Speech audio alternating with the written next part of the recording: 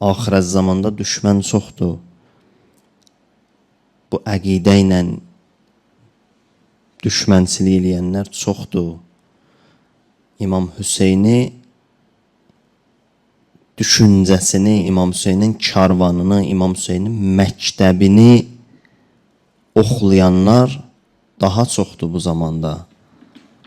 Hüseynin ancaq vücudunu oxlamayıblar ki. İmam Hüseynin bütün şuarlarını, İmam Hüseynin bütün düşüncələrini, bütün o təfəkkür tərzi ki, onu gətirib, qanı ilə onu qoyub, o təfəkkürü daha çox oxlayırlar, nəinki öz vücudunu.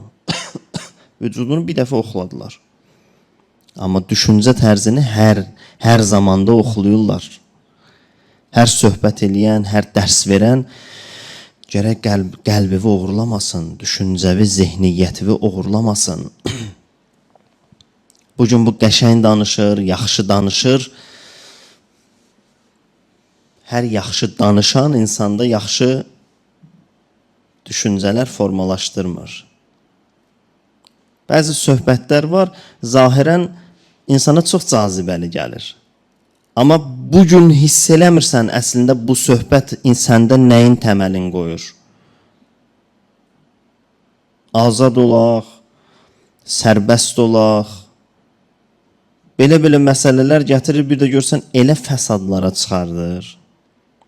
Elə problemlər yaradır. Amma əvvəldə eşidəndə o heç belə problemli bir mövzuya oxşamırdı o. Gərək həqiqi alimdən uzaqlaşmasın insan. Xəstələnsən, adi yol keçəndən dərman götürüb içməzsən ki, mütəxəssisin axtarıb taparsan. Ruhun həkimləri də mühümdür. Hər kəsdən dinivi öyrənmə. Hər kəs dinin adından danışdı, gərək o tezliklə onu qəbul eləməyəsən. Qeybət dövründə dinindən möhkəm yapışasan. İkinci əməldir, bütün xeyir işlər. Bax, bura aiddir, bütün xeyir işlərim. Məsələn, hədisdə var, Rəcəb ayı və Şaban ayı, ikisi də bulaqdılar. Bir mənəvi bulaq. Allah qonaqları özlərini bu bulaqda yuyub pak eləyirlər. Xeyir əməl, mənəvi işlər. Ya Ramazan ayı olsun, hətta Məhərrəm ayı olsun. Bu aylar bir mənəvi bulaqdır. İnsan öz içindəki pislikləri burada yuyur, təmizləyir. Öz xasiyyətini, xüsusiyyətini, bu şeyləri düzəldir. Bu aylar xüsusi fürsət olan aylardır. Məsələn, İmam Səccad ağa Ramazan ayı üçün deyir ki, mömin narahat olar ki, ilahi, mən görürsən bu ayda neynədim? Bu aydan necə istifadə elədim?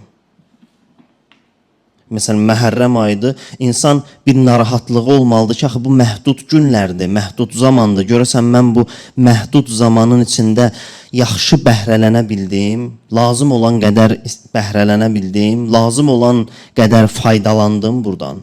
Yoxsa elə bada verdim, getdi. Bir narahatlığı olardı. Axı bu sayılı günlərdir. Qutardı, o xüsusi feyzdə qutardı. Keçdi, getdi. Bir narahatlığı olar insanın ki, neçə günü gör keçib. Çox az da məsələn müddəti qalıb. Mən görəsəm bu keçən günlərdə neynədim? Eləmədimsə bundan sonra üçün bir şeylər eləyim. Özümlə bağlı. Vaciblər öz yerində, amma müstəhəbləri də biz gərək kiçik saymayaq. Hətta adi baxdığımız müstəhəblər var ki, biz ona fikirləşirik ki, bu müstəhəblə mənə nə olar ki? Bununla insan, amma inanın ki, böyük ariflər o bizim adi baxdığımız müstəhəblərlə böyük məqamlara gəlib çatıblar.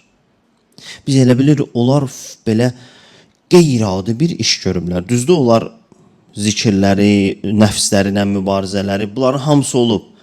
Amma danışırlar, oxuyursan, baxırsan ki, görsən elə bir yerdə o mənəvi pərdə götürülüb olsun ki, o əməl elə biz də eləyə biləcəyimiz bir əməl imiş. Biz adi baxıb keçdik, o adi baxmadı. O dayandı onun üstündə aldı. Qapını çox döyərsən, açarlar üzvə. Elə bir sabit qədəmlik olsun insan. Şeyx Həsən Əli İsfahani çox böyük ariflərdən olub.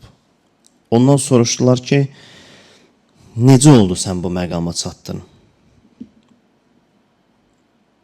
Dedi, iki şey məni bu yerə gətirib çatdırıb. Biri öz qohumlarıma hörmət eləməkdir.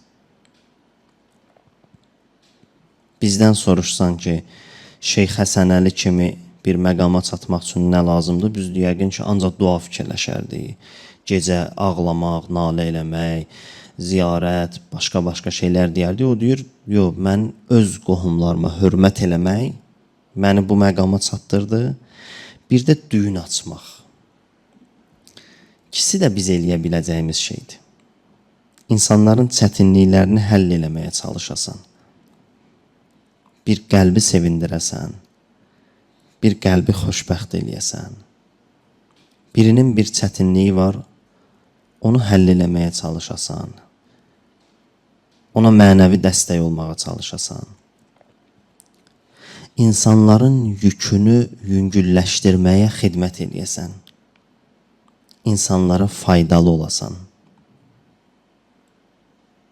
Qohum-əqrəbaya hörmət eləyəsən. Deyir, bu iki dənə şey məni bu həddə, bu məqama çatdırdı. Hədisdə var, bir möminə kömək eləmək, bir möminin düyününü açmaq 100 həcdən üstündür.